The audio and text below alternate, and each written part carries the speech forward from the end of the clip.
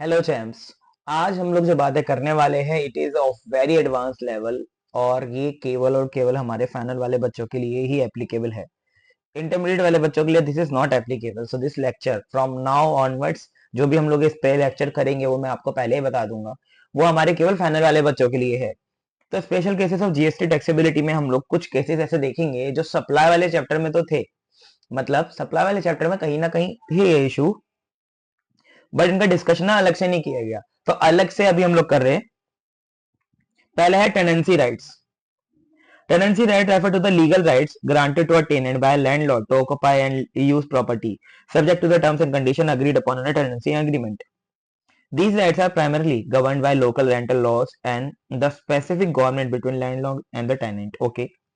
Possession without ownership, right to sublet or transfer, periodic rent, duration of tenancy, eviction protection, right to surrender और vacate। तो बेटा यहाँ पे क्या है ना, टेनेंसी राइट की टैक्सेबिलिटी पे थोड़ा सा सवाल पैदा हो जाता है ना। What is tenancy right? Tenancy right का मतलब क्या है कि दोनों के बीच में ना एक एग्रीमेंट होता है, रेंट एग्रीमेंट जिसे बोलते हैं। उसकी वजह से इसके पास एक राइट होता है जिसको बोलते हैं टेनेंसी राइट। तो ये लीगल राइट है किसके? टेनेंट के। टेनेंसी का मतलब पता ही चल रहा होगा, लीगल राइट है किसका? टेनेंट का राइट है। अब इसमें क्या है, इसके पास कुछ एग्रीमेंट के अंदर क्लॉजेस होते हैं। पोजेशन विदाउट ओनरशिप मतलब पहला कि आप उसमें रह तो सकते हो बट विदाउट ओनरशिप रहोगे। ऑब्वियस सी बात है, ओनरशिप रेंटल में ट्रांसफर नहीं होती है, बात हम जानते हैं।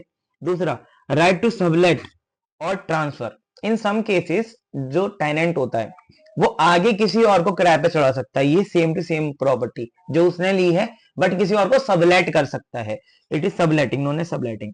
इन some systems, pagdi system basically जो वेरी वेरी इंपॉर्टेंट है, वो हमारे लिए जरूरी है, वो अभी हम देखेंगे। तो सबलेट का मतलब समझ में आया।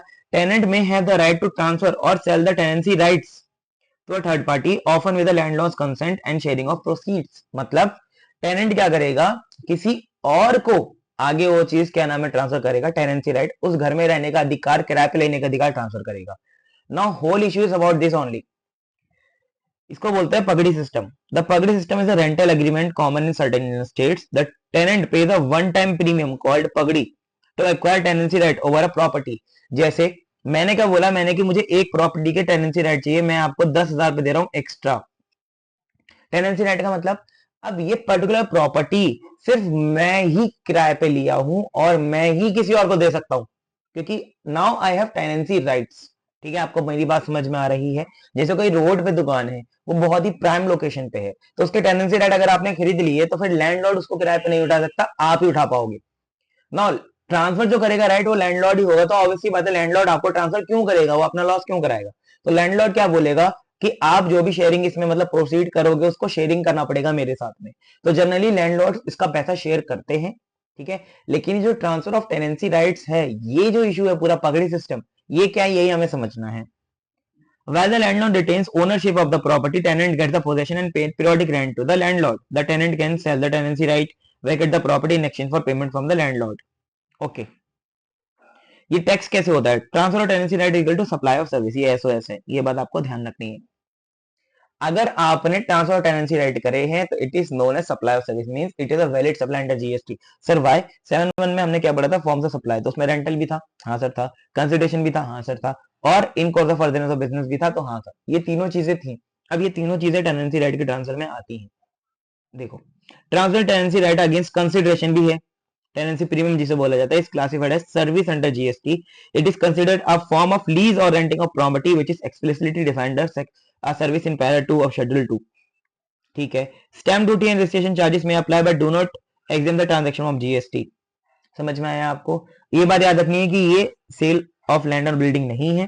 ठीक है, tenancy right is not considered और treated as a sale of land और building which is covered under para number 5 of schedule 3 negative list, उसमें कवर नहीं है। ये मैं इस डिटेल में बता रहा हूं आपको बेटा, क्योंकि मैं फटाफट बता सकता था। टेनेंसी राइट जो होते हैं एसओएस है। आपको ध्यान से समझना है कि शेड्यूल 3 में और 2 में इनके बारे में बातें दी हुई हैं। सर 2 में कहा दी थी? 2 में पैरा नंबर 2 में शेड्यूल 2 के बताया था कि एक सर्विस जो होती है वो नॉट बेसिकली टैक्सेबल है हमारी शेड्यूल नंबर 2 में। मैं शेड्यूल नंबर 2 भी दिखा दूंगी आपको, दिखा देता हूँ जो शेड्यूल नंबर 2 जो हमारा था के शेड्यूल नंबर 1 आ गया, हमारा 2 भी आ ही जाएगा अभी, 1 मिनट बस। हम्म ये तो हमारा शेड्यूल 3 है, 2 सबसे लास्ट में था, ये रहा। शेड्यूल 2 में भी था ये हमारा पॉइंट, और वही पॉइंट मैंने नीचे भी आपको बताने की कोशिश करी है, तो SOS आएगा यहाँ पे। ठीक है जी।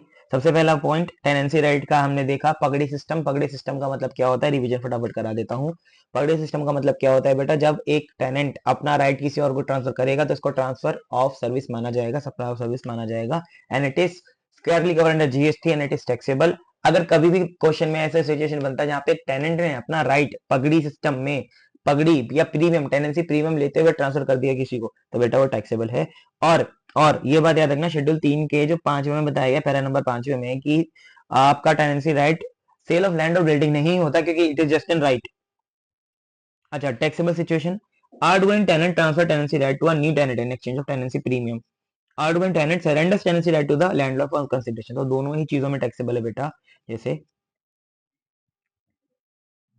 लैंडलॉर्ड ने टेनेंसी राइट टेनेंट को दिए, अब टेनेंट या तो ये राइट आगे देगा किसी नए टेनेंट को, T2 को, या तो इसी को सरेंडर कर देगा।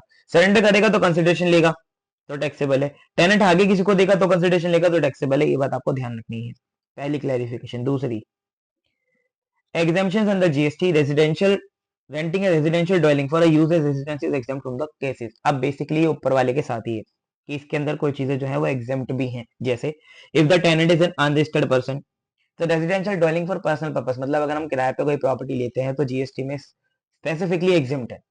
रेजिडेंशियल ड्वेलिंग का मतलब क्या है, अपने लिए लेते हैं अगर आप, रहने के लिए, रेजिडेंशियल पर्पस के लिए। अच्छा, अगर टेनेंट अनरजिस्टर्ड पर्सन, तो वो एग्जाम्प्ट है। Tenant is a registered sole proprietor who rents a property in a personal capacity for residential use, तो भी एग्जाम्प्ट है। If the above criteria are met, the grant of tenancy right in a residential dwelling for residential use is exempt from GST. ये भी बात आपको याद रखनी है बेटा। नॉर्मली देखा जाए तो टेनेंसी राइट अगर आप बिजनेस पर्पस के लिए लेते हो, वही वही वाली बात है ना, ऊपर मैंने अभी आपको बताया कि 3 एलिमेंट चाहिए। फॉर्म्स ऑफ सप्लाई में तो आएगा क्योंकि रेंटल है, दूसरा कंसिडरेशन भी है, ठीक है, लेकिन course of furtherance of business भी होना चाहिए।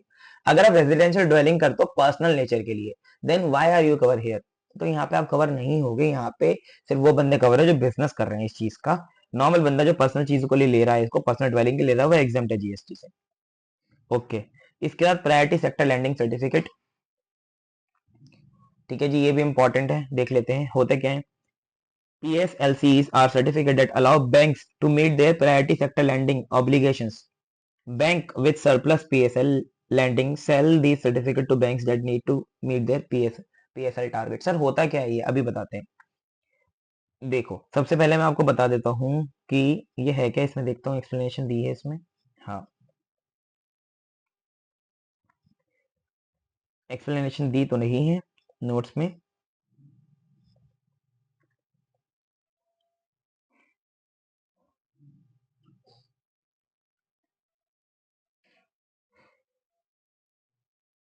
चलो जी, देख लो, नेचर बता देता हूँ फटाफट कि होते क्या है। आप इसे समझ लो, बैंक के पास ना टारगेट होते हैं, अलग अलग बैंकों के पास। अब वो टारगेट कंप्लीट करना होता है, लीगल ऑब्लिगेशन।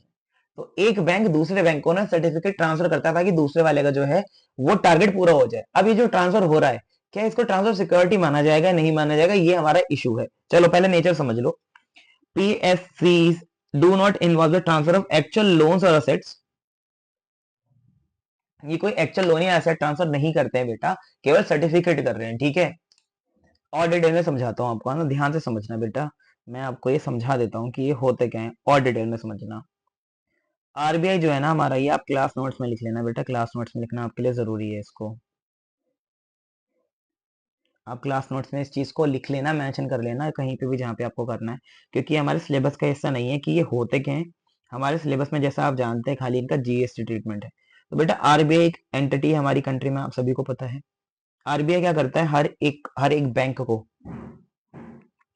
एक टारगेट देता है कि भाई आपको ना, कंट्री में हमारे कुछ सेक्टर्स हैं जिनको प्रायोरिटी सेक्टर बोला जाता है, मतलब बेसिकली ऐसे सेक्टर जिसको सरकार मदद करना चाहती है जो बैकवर्ड है। तो सरकार ने ऐसे सेक्टर्स की लिस्ट बनाई हुई है। तो RBI ना टारगेट देता है हर सारे बैंकों को कि बेटा आप ये सारे जो हमारे पास सेक्टर्स हैं, इन सबको आप लोन दोगे, लैंडिंग दोगे, लोन दोगे, तो ऐसा करके वो बोलते हैं। अब आपको ये बात याद रखनी है कि जो लैंडिंग या लोन है इसका टारगेट मिल रहा है, तो अगर वो टारगेट कंप्लीट नहीं हुआ तो उनके पे पेनल्टी लगती है।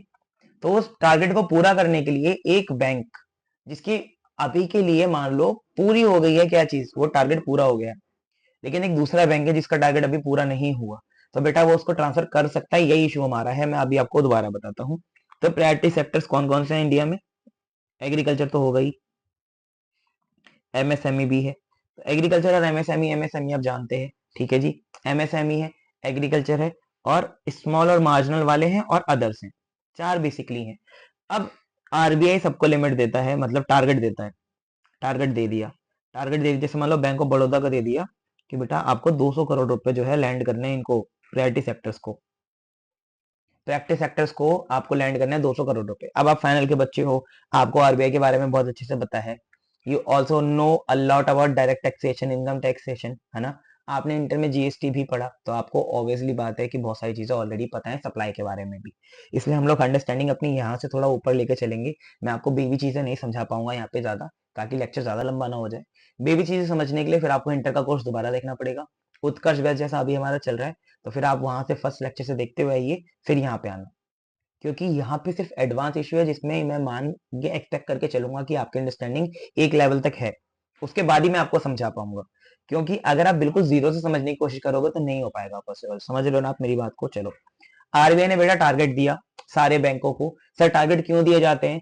As a government, as an RBI बोला जाता है कि हमें अपनी कंट्री को सपोर्ट करना है। वो चार सेक्टर कौन कौन से जैसे हमें सपोर्ट करना है? एग्रीकल्चर, एमएसएमई, अदर्स, और स्मॉल एंड मार्जिनल वाले जो रिटेलर्स या सेलर्स होते हैं उनको। बेसिक सी बात ये है, ठीक है। अब इनको चारों को सपोर्ट करने के लिए आरबीआई बोलता है कि आप इनको लोन दो, लैंडिंग दो, लोन दो। अब उसके लिए टारगेट देता है हर बैंक को। अब जैसे बैंक ऑफ बड़ौदा को 200 करोड़ का टारगेट मिला, तो इसको ये लोन देना पड़ेगा प्रायोरिटी सेक्टर्स को। मान लो इसने इस साल इन प्रायोरिटी सेक्टर्स को 250 करोड़ का लोन दे दिया, ज्यादा दे दिया भाई, टारगेट पार भी कर सकते हैं, कोई दिक्कत नहीं है।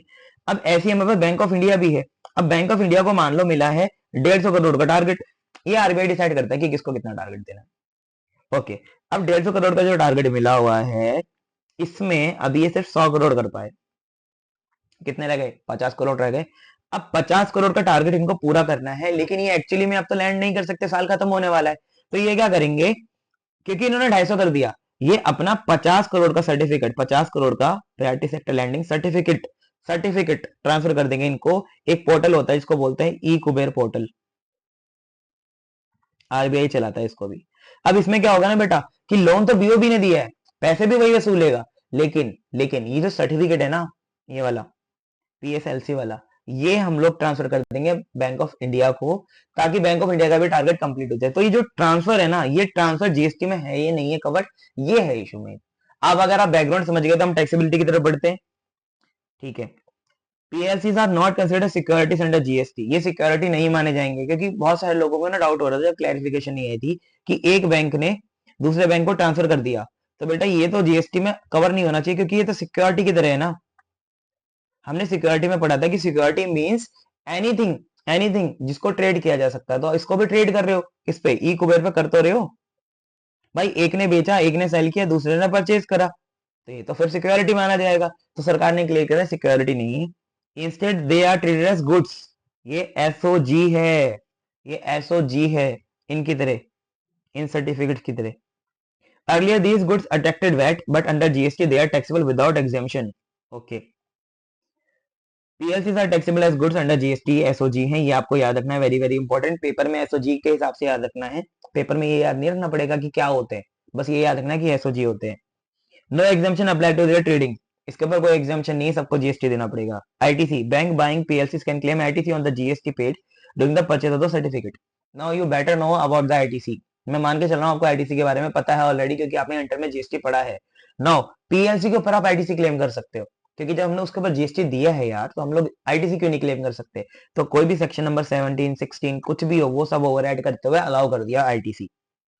When PLCs are traded between banks through the e-Kuber portal of RBI, it is considers interstate, online transaction है, तो बेटा इंटरस्टेट ही मानी जाएगी क्योंकि ऑनलाइन है। देयरफॉर आईजीएसटी इज एप्लीकेबल, तो उसमें चाहे एक ही स्टेट में हो तो भी इंटरस्टेट ही माना जाएगा, आईजीएसटी ही लगेगा। तो always IGST will be levied. Circular दे रखे हैं यहाँ पे, ये रहे सर्कुलर, पहला हमारे पास है बहुत पुराना 34/8/2018। आप फाइनल में हो, आपको सर्कुलर का कम से कम इतना तो याद होना चाहिए कि कब आया था, या नंबर। एक चीज याद रख लो, तो डेट या तो नंबर, नंबर याद रखोगे ज्यादा बेहतर रहेगा। ये हम लोग क्लियरिटी पढ़ ही चुके हैं।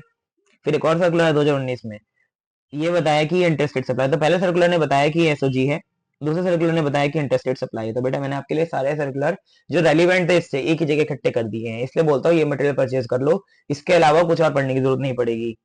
आईजीएसटी लगेगा। मैंने एग्जांपल भी देखो बेटा आपके लिए दिया हुआ है, कोई भी मटेरियल में आपको इतना डिटेल में ये क्लैरिफिकेशन नहीं मिलने वाला, ठीक है। एक बैंक ने सेल किया, ये सब एग्जांपल आप पुट ऑन कर सकते हो एग्जाम में भी अपने, ये सब एग्जांपल आप एग्जाम में भी पुट ऑन कर सकते हो, बहुत वैलिड एग्जांपल हैं। जैसे बैंक एक के पास एक्सेस है तो 10 लाख रुपए का बैंक बी को बेच देगा, तो आईजीएसटी 18% इसके ऊपर लग जाएगा, ठीक है।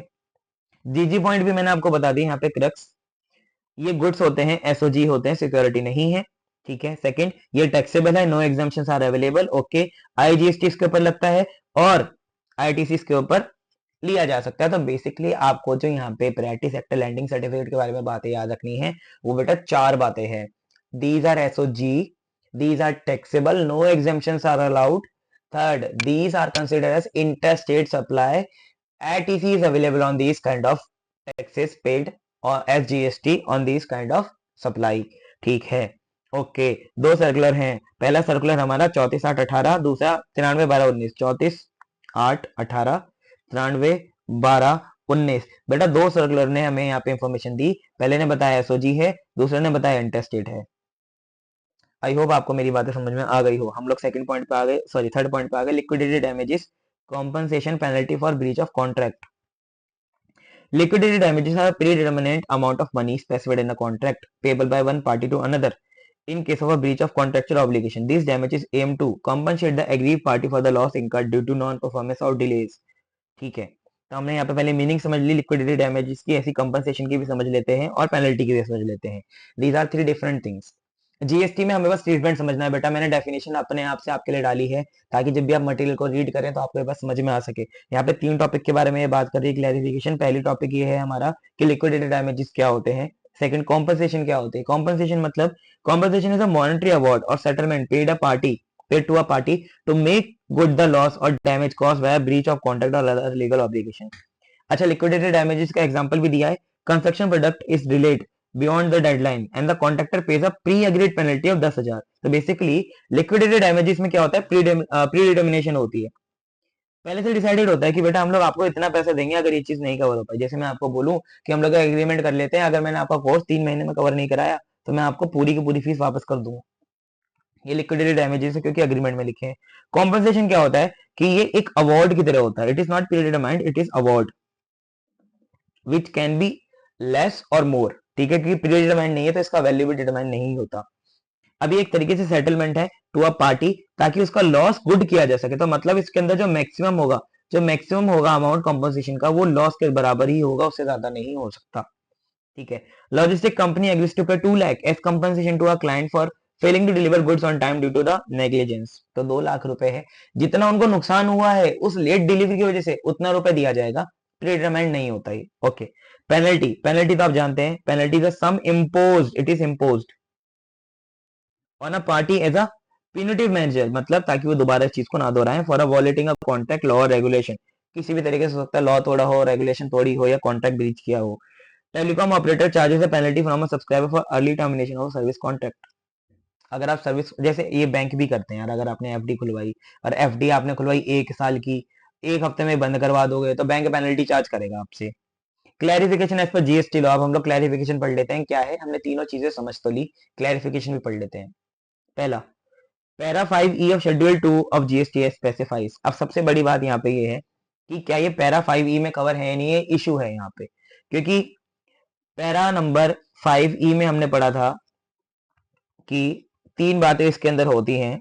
3 बातें कौन कौन सी हैं, ये रहा, agreeing to obligation to refrain from an act, to do an act, to tolerate an act situation. मतलब या तो हम लोग उस काम को ना करें या तो उस काम को करें, या अपने आप को कंट्रोल करें उस सिचुएशन को, अपने आप को मतलब सेल्फ कंट्रोल करें उस सिचुएशन को झेलने के लिए। पैरा 5E में क्या ये लिक्विडिटी डैमेजेस आएंगे नहीं आएंगे, ये हमारा इशू था। क्या पेनल्टी आएगी नहीं आएगी, ये हमारा इशू था। क्या कॉम्पनसेशन आएगी नहीं आएगी, ये हमारा इशू था। तो बेटा आइए देख लेते हैं फटाफट क्या जीएसटी ने क्लैरिफिकेशन हमको दी है। सबसे पहला, इफ एनी पेमेंट, सबसे पहले हम लोगों को यह बात ध्यान रखनी है कि पैरा 5E मैंने आपको दोबारा यहाँ पे डाला है इसलिए ताकि आप इसको दोबारा से समझें कि पैरा 5E ने कहा गया था।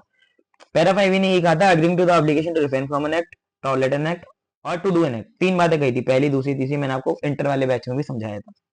ठीक है, ये अगर तीनों बातें हैं तो सप्लाई ऑफ सर्विस मानी जाएंगी, एसओएस मानी जाएंगी। ठीक है, प्रोवाइडेड की 7(1) में भी सप्लाई हो, ये हमने पहले पढ़ा था। अब ये बात आपको याद रखनी है कि payment related to tolerating an act और ब्रीच ऑफ एग्रीमेंट एसओएस माना जाता है। ठीक है, पेमेंट जो कंसिडर नहीं करी जाती सप्लाई, वो भी आप समझ लो कौन कौन सी है।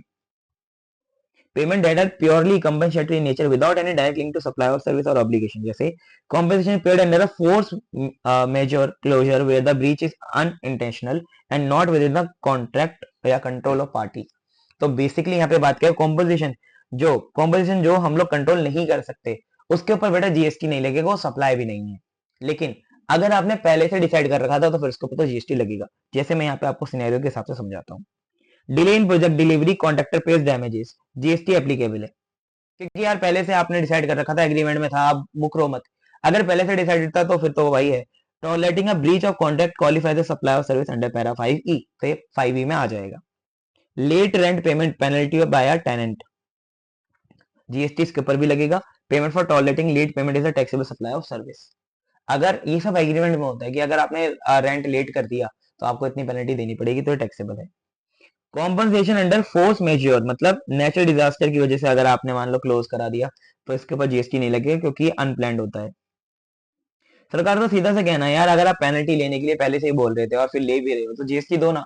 अगर आपने पहले लेने के लिए नहीं बोली थी और आप ले रहे हो तो कोई बात नहीं, उसमें मत दो। Fine for violation of traffic rules, GST non applicable, ये तो हमने पहले ही पढ़ लिया था। पेनल्टी मतलब मेजोरिटी प्लानिंग के ऊपर नहीं होगा। लिक्विडिटी डैमेजेस जो है उसके ऊपर जीएसटी बेटा लगाया जाएगा, जीएसटी लगाया जाएगा। समझे आप? हाँ सर, समझ में आ गया हमको। इसके बाद चेक डिसऑनर फाइन पेनल्टी। अब ये भी ऊपर वाले पॉइंट की तरह ही है कि चेक जो डिसऑनर हो जाता है हमारा, उसके बाद हमें फाइन या पेनल्टी देनी पड़ती है।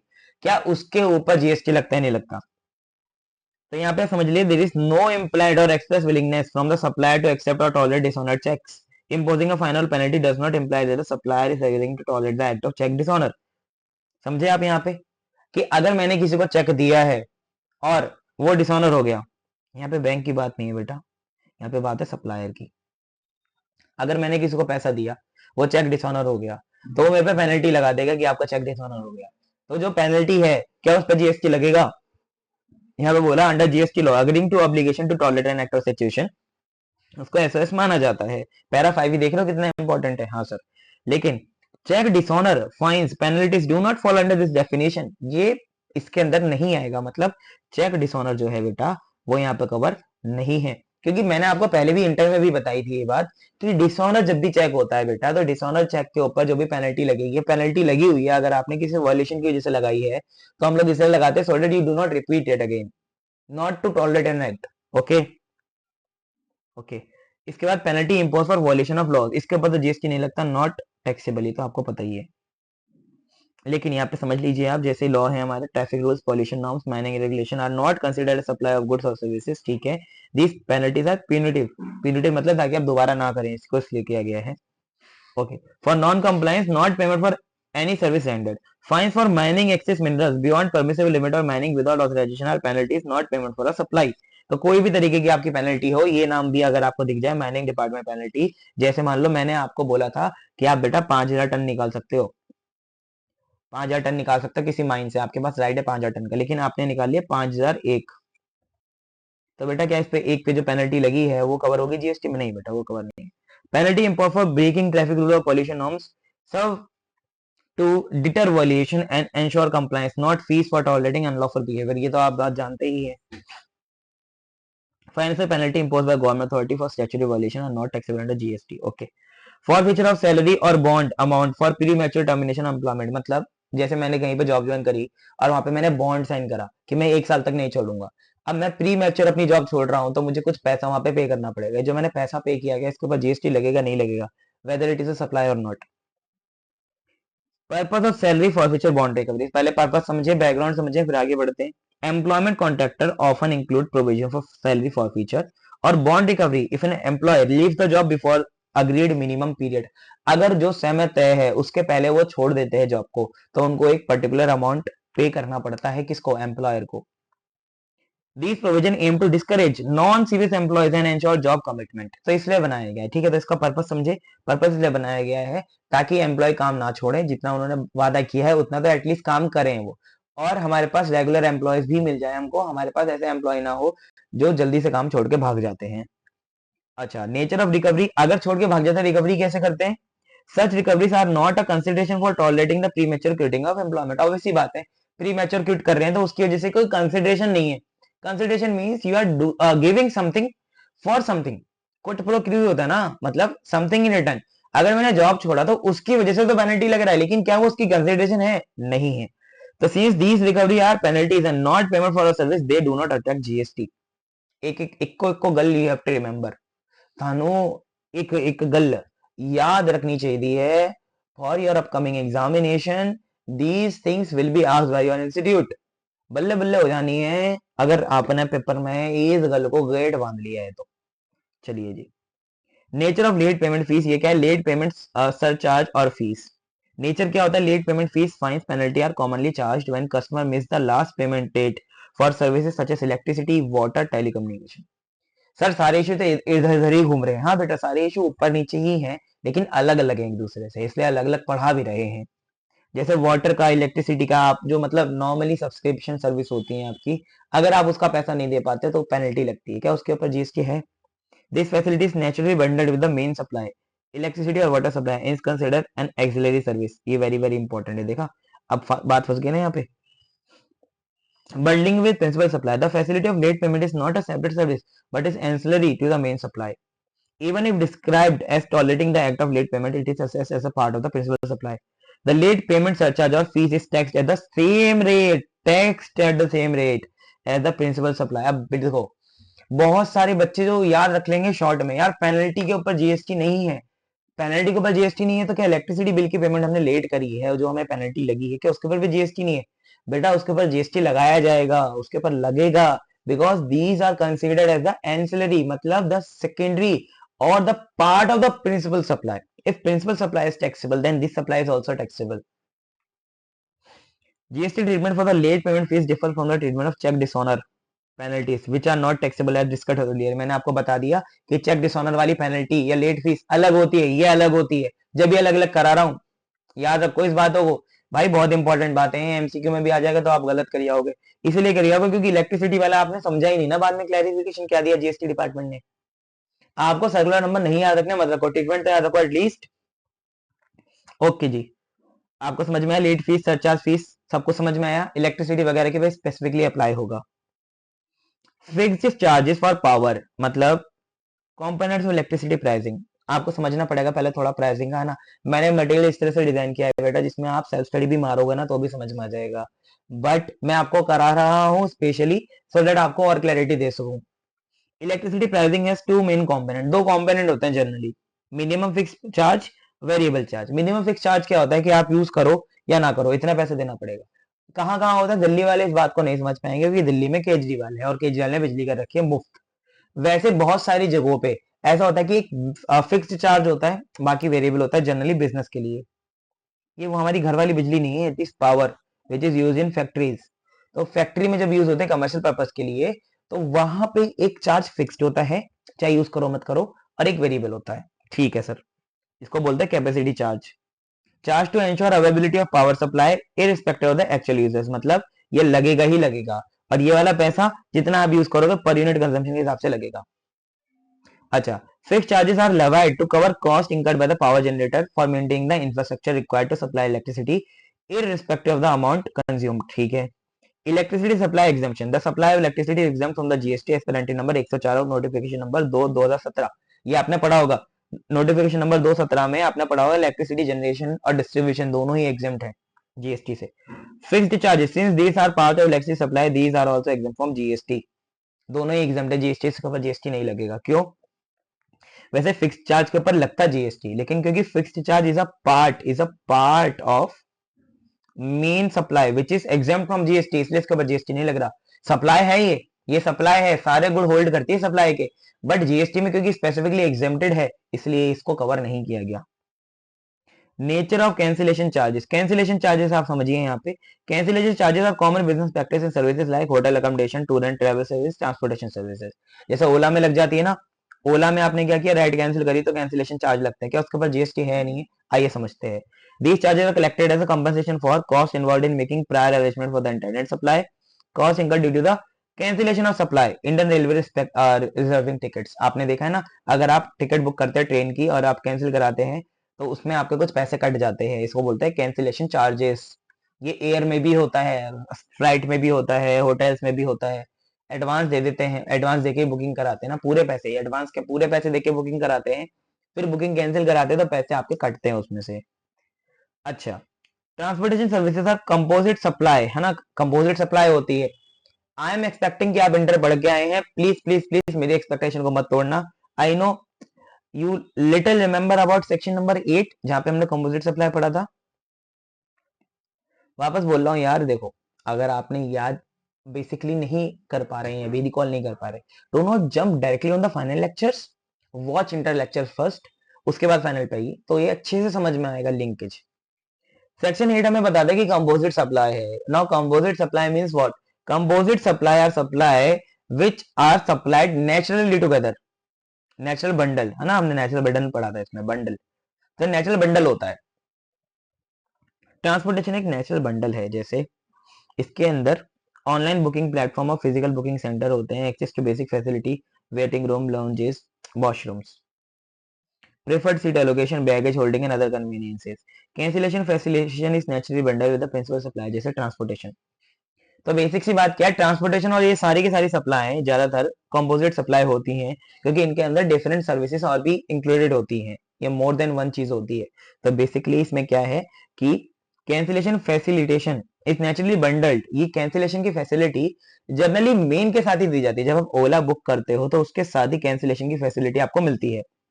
Cancellation charges are treated at as part of the principal supply, hotel service हो या ट्रांसपोर्टेशन हो तो उसके साथ ही माना जाता है। The GST rate on the cancellation charges same as the rate on the original principal supply of service और व्हाट, जो भी हो। तो बेटा आपको एक बात समझ में आई कि कैंसिलेशन भी कवर है, और ये वाला कैंसिलेशन होटल वाला कवर है, इसके ऊपर जीएसटी उसी रेट से लेकर जिस रेट से आपने दिया था जब आपने बुकिंग कराया था। रेलवे टिकट हो गया, एयर टिकट हो गया, तो रेलवे टिकट में जब भी आप करते हो तो basically cancellation charges first class और AC coach ticket attract 5% GST, while other classes second sleeper class are exempt. ये बात आपको याद रखनी है कि स्लीपर क्लास एग्जाम्प्ट होती है, only first class and AC coaches, first class या एसी कोच 5% जीएसटी अट्रैक्ट करते हैं, sleeper class always exempt from GST. तो बेसिकली उनके कैंसिलेशन पे भी जीएसटी आप नहीं लगा सकते, लेकिन कैंसिलेशन चार्ज जरूर लगेगा।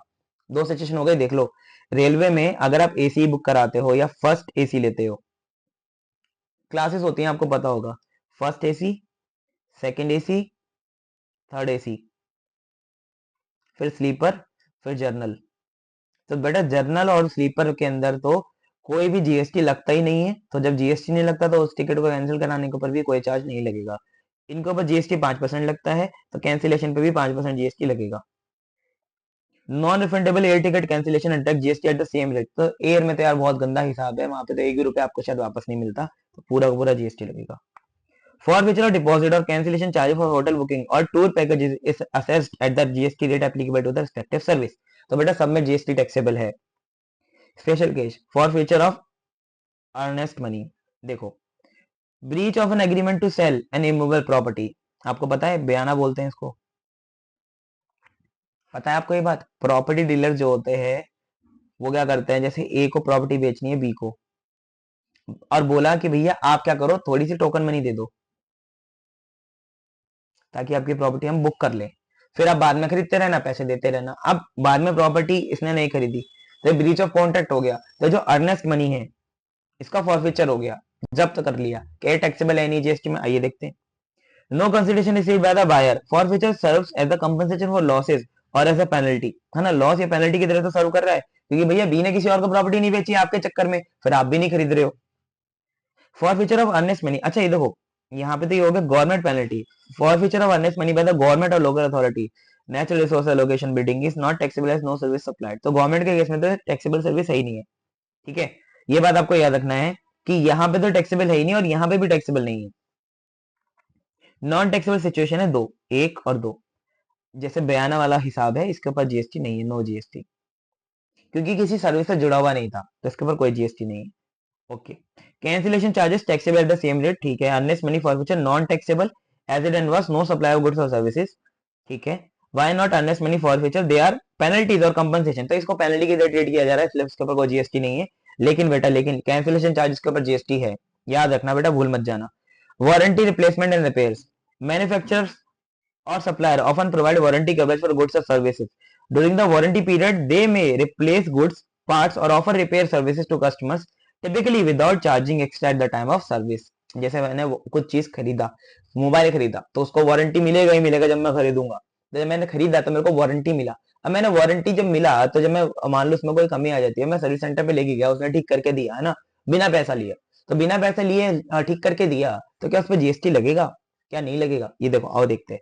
कंसिडरेशन और रिपेयर्स, सेपरेटली चार्ज करिए तो लगेगा, अगर सेपरेटली चार्ज नहीं करिए तो नहीं लगेगा। मतलब अगर फ्री में करके दिया है रिपेयर तो जीएसटी नहीं है, अगर उसने पैसा लिया रिपेयरिंग का तो भैया जीएसटी है। ओके, यहाँ पे मैंने लिख के भी दिया आपको, replacement repair provided free under warranty, no additional GST, extra fee charge for the replacement repair, GST payable. Okay, पहला केस हमने देखा बेटा, पहला केस क्या है कि हमारा वारंटी कॉस्ट ओरिजिनल सप्लाई में जुड़ा हुआ है। मतलब हमने जब मोबाइल परचेज किया था बेटा, उसके अंदर ही हमने कुछ पैसा दिया होगा। मैंने याद है ना आपको पहले बताया था कि बेटा फ्री कुछ भी नहीं होता। जैसे मैंने घड़ी खरीदी, उसने बोला कि भैया घड़ी के साथ आपको वारंटी सर्विस 1 साल की फ्री मिल रही है, तो जीएसटी इसको इस तरह से नहीं देखता। जीएसटी देखता है कि घड़ी के पैसों में ही वारंटी की सर्विस के पैसे भी जुड़े हुए हैं। तो यही केस पहला था कि आपको फ्री में सर्विस मिल रही है, सारा का सारा पैसा आपने पहले ही दे दिया है, ठीक है। Second, distributor provides warranty replacement and or repair services to the customer on behalf of the manufacturer। मतलब जिसने बनाया है उसने बोला कि किसी और से जाके आप सर्विस लो। जैसे मान लो XYZ लिमिटेड ने मोबाइल बनाया और बोला कि आप टेक फॉर टेक कोई कंपनी है, उससे जाके अपने मोबाइल की सर्विस करा लो। Issue 1, replacement of goods part और repair services by distributor without charging customers. अब इसमें भी दो सिचुएशन हो सकती है, या तो उसने पैसा लिया या तो नहीं लिया। अगर पैसा नहीं लिया, the distributor replace goods parts or provides repair service to the customer as a part of warranty on behalf of manufacturer without charging the customer, no GST is payable because ऊपर वाले तरीके से ये हुआ। Supply between distributor and manufacturer and replacement of goods or part, GST implication depends on how the replacement is handled, 4 cases are clarified। अब भाई बहुत झंझट वाली बात शुरू होने वाली, ध्यान से समझना। यहाँ पे 3 लोग हो गए ना, क्योंकि ये हो गया मैन्युफैक्चरर अपना, ये हो गया अपना कस्टमर, यहाँ हो गया डिस्ट्रीब्यूटर। अभी आप समझ रहे होगे कि सर ये तो ऊपर वाला केस ही सेम हो गया ना, हमने अलग से क्यों पढ़ा? बेटा यहाँ पे अलग से इसलिए पढ़ा क्योंकि भाई देखो, मैन्युफैक्चरर ने सामान बेचा कस्टमर को, और कस्टमर ने क्लेम कर लिया रिप्लेसमेंट सर्विस वगैरह डिस्ट्रीब्यूटर से। Now what is the issue कि डिस्ट्रीब्यूटर अब पैसे मांगेगा मैन्युफैक्चरर से। तो जो डिस्ट्रीब्यूटर पैसे मांग रहा है मैन्युफैक्चरर से, क्या है जीएसटी में एप्लीकेबिलिटी आएगी, इसकी टैक्सेबिलिटी आएगी नहीं आएगी, ये हमें समझना है। डिस्ट्रीब्यूटर यूजेस स्टॉक और purchases from a third party. पहली सिचुएशन ये हो सकती है कि डिस्ट्रीब्यूटर या तो अपना स्टॉक यूज करता है उस रिपेयर के लिए, या तो कहीं बाहर से खरीदता है। Distributor uses stock or purchases part from a third party to replace goods and charges the manufacturer for this through a tax invoice, GST is payable। अगर उसने ये रिपेयर करने के लिए सामान किसी थर्ड पार्टी से खरीदा और उसके लिए टैक्स इनवॉइस रेज कर दी मैन्युफैक्चरर के ऊपर, तो बेटा जीएसटी लगेगा। बहुत डिटेल केस है, भूल जाओगे ना तो बहुत दिक्कत आ जाएगी पेपर के अंदर, केस लॉ बन रहे हैं इसी से ही। Second, manufacturer directly provides goods parts to distributor. ये भी तो हो सकता है कि भैया उसे थर्ड पार्टी से ना खरीदना पड़े, वो मैन्युफैक्चरर जो है वो बस उसको बोल दे कि भैया ये लो सामान, जो भी रॉ मटेरियल आपको चाहिए बस रिपेयर कर दो तुम, ठीक है। Distributor request goods part from the manufacturer for replacement and the manufacturer supplies them without charging any consideration. तो कोई जीएसटी नहीं है भाई, कंसिडरेशन नहीं है तो कोई जीएसटी नहीं है, क्योंकि ये 7(1) में कवर नहीं होगा। आरबीआई एजेंट याद है ना, पढ़ा था हमने सीएमए इंटर में। बेटा इंटर में जो जो चीजें पढ़ी थी वो याद होनी चाहिए आपको। 7(1) में कवर नहीं है, 7(1) में कवर है, तो 7(1) में कंसिडरेशन का होना जरूरी है, कंसिडरेशन नहीं तो सप्लाई नहीं। Manufacturer issues credit note for replace goods and part. मतलब distributor replaces goods part from existing stock received earlier from the manufacturer and the manufacturer issues a credit note for the replace goods and part. मतलब उसके पास stock था manufacture, उसके पास distributor के पास, लेकिन वो stock उसी goods में था जो मैन्युफैक्चरर ने पहले भेजे थे, ठीक है। The manufacturer may adjust tax liability as per section 34। Distributor must reverse any ITC availed on the replace goods and part. तो आपको ये बात समझनी है कि इसके ऊपर तो जीएसटी लग रहा है बेटा, जब उसने क्या इशू किया, क्रेडिट नोट। तो आपने आईटी से अच्छे से पढ़ा है, आपने क्रेडिट नोट डेबिट नोट पढ़ा होगा अच्छे से, तो उसके रिस्पेक्ट में आपको ये पॉइंट समझ लेना है। ठीक है। Replacement of distributor stock by manufacture. Distributor uses stock for replacement and later request replacement, मतलब वापस उससे वो मांगता है। भाई पहले क्या करता है, अपना स्टॉक यूज कर लेता है, ठीक है, अपना स्टॉक जो उसके पास खुद का है उसे लगा दिया, फिर बोला कि भैया ये स्टॉक मुझे चाहिए, मैन्युफैक्चर से मांगा उसने। No GST is payable on such replacement, क्योंकि यहाँ पे कोई भी कंसिडरेशन नहीं है, विदाउट चार्जिंग कंसिडरेशन है। अच्छा, तो बेटा हमने यहाँ पे कौन सा इशू देखा, अभी हमने इशू देखा 2, इशू 2, उसके अंदर 4 केस। अब इशू नंबर 3 आ गया, repair services where distributor charge to manufacturer. अब देखो पहले तो वो क्या कर रहा था, उससे चार्ज नहीं कर रहा था, अभी चार्ज कर रहा है directly. The distributor provide repair services in addition to the independent of part replacement to the customer as a part of the warranty, but charges the manufacturer for the such services using a tax invoice or a debit note. This considers a supply of service, SOS है। बेटा देखो यहाँ पे दो बातें हैं, मैं आपको क्रक्स समझाऊं उसका, तो क्रक्स ये है बेटा कि एक कस्टमर है, वो कस्टमर गया किसके पास, सर्विस सेंटर के पास। अब मेन बात यह कि अगर ये सर्विस सेंटर किसी डिस्ट्रीब्यूटर का है, मैन्युफैक्चरर का नहीं है, तो फिर दिक्कत आती है। अब ये क्या करेगा, कस्टमर को तो इसने क्या कर दिया, सर्विस दे दिया। अब कस्टमर को जो सर्विस दिया उसका रॉ मटेरियल क्या इसका अपना था, ये नहीं था, वो तो 4 केस हो गए। अब दूसरी चीज, इसने एक सर्विस दी किसको, डिस्ट्रीब्यूटर ने एक सर्विस दी मैन्युफैक्चरर को। तो बेटा ये जो सर्विस इसने मैन्युफैक्चरर को दी है ना, ये तो जीएसटी में कवर है ही है। ये वाले जो 4 केस हैं वो आपको अलग से ध्यान रखने हैं। ये वाले जो जीएसटी की सर्विस है ना, जो इसने रिपेयर सर्विस दी है, वो तो टैक्सेबल है ही है, वो पैसे मैन्युफैक्चरर से लेगा, कस्टमर को फ्री में देगा। तो कस्टमर और डिस्ट्रीब्यूटर के बीच में जो ट्रांजेक्शन है, it is not covered under GST, but manufacturer and distributor के बीच में जो ट्रांजेक्शन सप्लाई ऑफ सर्विस है, एसओएस है, वो टैक्सेबल है जीएसटी में। क्रक्स टेबल पूरी की पूरी रेडी है आपके लिए, आप ध्यान रखना है इस चीज का। ठीक है, तो हमने यहाँ पे ये बात पढ़ ली। इसके बाद एक्सटेंडेड वारंटीज भी कुछ होता है। एक्सटेंडेड वारंटी मतलब बहुत सारे लोग क्या करते हैं, जैसे मान लो इसके ऊपर 1 साल की मुझे वारंटी मिली, तो जब मैंने ये चीज खरीदी होगी, जब मैंने माउस खरीदा, तो उसने मेरे को बोला कि सर अगर आप मुझे आज 500 रुपए दो ना, तो जो 1 साल की वारंटी हम आपको दे रहे हैं वो 2 साल की कर देंगे। एक तो ऑप्शन ये हुआ कि मैं जिस समय खरीद रहा हूँ उसी समय वारंटी बढ़वा रहा हूँ। दूसरा ये हो सकता है कि अभी इसको खरीदे हुए 6-7 महीना हो गया, अब मैं वारंटी बढ़वाना चाहता हूँ इसकी, तो at the time of purchase हो सकता है और अ लेटर पीरियड हो सकता है। दो केस हो सकते हैं एक्सटेंडेड वारंटी के, at the time of original supply जब हमने परचेज किया, या तो वारंटी पीरियड के पहले, मतलब खत्म होने से पहले आप कभी भी इसको रिन्यू करा सकते हो। तो जब हम लोग एक्सटेंडेड वारंटी परचेज करेंगे at the time of original supply, the extended warranty becomes part of the value of the composite supply of the goods. GST is payable as a part of the original transaction. तो बेटा composite supply बन जाएगा। Composite supply का rule क्या होता है कि जो भी प्रिंसिपल सप्लाई होगी उसी के रेट के ऊपर टैक्सेबिलिटी आ जाएगी। तो अगर मैंने उसी समय ही वारंटी खरीद ली, तो बेटा मेरे को फिर दोनों के ऊपर जीएसटी एक ही रेट से देना पड़ेगा। मोबाइल के ऊपर जो रेट होगा वही मैं इस सर्विस के ऊपर भी दूंगा जो एक्सटेंडेड वारंटी मैंने खरीदी है। ठीक है, अब एक्सटेंडेड वारंटी में भी दो बातें हो सकती हैं कि वो तो या तो आप सप्लायर ने प्रोवाइड करी हो या तो किसी और ने प्रोवाइड करी हो। सप्लायर मतलब जो सप्लाई कर रहा है गुड्स, या तो उसने प्रोवाइड करी हो एक्सटेंडेड वारंटी, या तो कोई और करे। The extended warranty is treated as a separate supply. देखो, जिसने माउस बेचा उसने आपको वारंटी सर्विस दी, तो बेटा वो तो फिर हो गया पहले वाले में कवर। एक और हो सकता है कि जैसे माउस जिसने बेचा वो तो आपको एक्सटेंडेड वारंटी नहीं दे रहा, अभी बहुत सारी कंपनियां भी आ गई जो आपको एक्सटेंडेड वारंटी देती हैं। ठीक है, मैं आपको दिखाऊं एक चीज ऐसी, मैं आपको दिखाता हूँ ना, प्रैक्टिकल थोड़ा समझे। चलो, मैं चाहता नहीं हूँ ऐसे, क्योंकि हम लोग अपनी मेन क्लासेस में डिस्कस करते हैं पेड वाली में, बट चलो कोई बात नहीं, इतना मैं आपके लिए कर रहा हूँ तो थोड़ा सा और सही। मैं अभी आपको दिखाता हूँ ना अमेजोन पे एक चीज, आपको ये चीज और अच्छे समझ में आ जाए। ताकि देखो, मैंने अमेजोन आपके लिए खोल लिया, अभी मैं आपके लिए कोई अच्छी सी चीज खोलता हूँ जिसमें मैं एक्सटेंडेड वारंटी आपको दिखा पाऊँ। कोई मोबाइल फोन का नाम बताइए बढ़िया सा, जैसे मान लो आईफोन, आईफोन तो बेकार है, चल आईफोन नहीं, सैमसंग S24 Ultra, यही आ रहा है ना, यही खरीदते हैं। चलो, ये बेटा हमारे पास 1 लाख रुपए करीब का फोन है।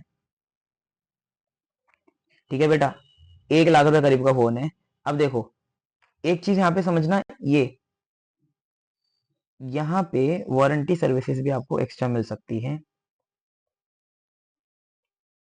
अच्छा, जैसे यहाँ पे ये भी चीज दिखाई दे रही है, तो आपको ये भी समझ में आ रहा है ना, ये कंपोजिट सप्लाई नहीं है। मोबाइल अलग मिल रहा है, चार्जर अलग मिल रहा है, तो चार्जर के ऊपर अलग से टैक्स लगेगा और मोबाइल के ऊपर अलग लगेगा। अगर साथ में बेची जाती है एक ही सेलर के द्वारा तो मिक्स सप्लाई बन जाएगी, फिर हायर जो भी रेट होगा वो लगेगा। मैं आपको वो चीज दिखा रहा हूँ ना, एक्सटेंडेड वारंटी ना, वो मुझे दिख नहीं रही है यहाँ पे, मैं टाइप करता हूँ तो आपको मैं मतलब स्पेशली दिखाना चाहता हूँ एक्सटेंडेड वारंटी। एक्सटेंडेड वारंटी, हाँ ये रही, on side go extended warranty, देखो ये रही ओके सर, मिल गई। चलो चलो चलो चलो चलो। For mobile, yes. ओके, देखिए जी, मिल गई कंपनी फाइनली। ये कंपनी क्या है, वन असिस्ट वन है। अब मैंने सैमसंग का मोबाइल खरीदा, ये वन असिस्ट वन अलग कंपनी है, not the same one. Samsung नहीं है, Samsung is the supplier. Now this company is a different company. अब इसने क्या लिखा हुआ है देखो, warranty plan for the mobile between INR 50,000 से लेके 70,000 वाले मोबाइल के बीच में, मतलब इतने वैल्यू के मोबाइल जो भी होगा उसमें आपको 2200 रुपए की एक्सटेंडेड वारंटी मिलेगी। अब ये वारंटी आपको देगा कौन, ये वन असिस्ट वाले दे रहे हैं। कौन दे रहा है ये भाई, ये तो वन असिस्ट वाले दे रहे हैं आपको। एक मिनट, ये तो कौन दे रहा है, वन असिस्ट वाले दे रहे हैं, 1 साल की वारंटी दे रहे हैं। अभी supplier of the services, supply of the goods तो नहीं है। तो बेटा ये जो आपकी यहाँ पे एक्सटेंडेड वारंटी हुई, इसके ऊपर जीएसटी अलग तरीके से लगेगा। अगर एक्सटेंडेड वारंटी सैमसंग वाले देते तो अलग लगता। अभी देखो यहाँ पे यही चीज लिखी हुई है, it will be taxable supply of services, GST will be levied separately. तो बेटा यहाँ पे जो था ना हमारे पास अभी, ये जो चीज है, इसके ऊपर बेटा, इसके ऊपर ऑन साइड गो के ऊपर रुको, ऑन साइड गो के ऊपर, ऑन साइड गो के ऊपर बेटा, ये जो वन असिस्ट वाला पार्ट है ना, इसके ऊपर जो आपका टैक्स है ना, वो अलग से लगेगा।